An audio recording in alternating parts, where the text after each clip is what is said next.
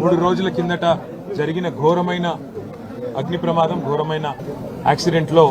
46 మంది చనిపోతే అందులో 42 మంది మన తెలంగాణకు సంబంధించి, మన హైదరాబాద్ కి సంబంధించిన సోదరులు సోదరిమణులు, అందులో పిల్లలు కూడా ఉండడం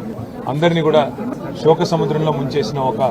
బాధాకరమైన పరిస్థితి. ఇవాళ ఒకటే కుటుంబంలో ఇక్కడ ముషీరాబాద్ నియోజకవర్గం అడిక్మెట్లో ఒకటే కుటుంబంలోని 18 మంది సోదరులు, షేక్ నసీరుద్దీన్ గారి కుటుంబ సభ్యులు, అందులో దాదాపు 9 మంది చిన్నపిల్లలు అందరూ కూడా మరణించడం అనేది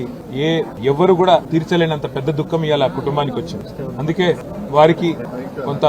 ధైర్యం చెప్పడానికి, వారితో పాటు తెలంగాణ సమాజం మొత్తం కూడా ఉన్నది, మేమందరం కూడా మీ బాధలో మేము కూడా ఉన్నాం, మీ బాధను మేము కూడా అనుభవిస్తున్నామని వారికి చెప్పడానికి, అట్లాగే వారి కుటుంబ సభ్యులు ఎవరైతే ఇవాళ సౌదీ అరేబియా పోయారో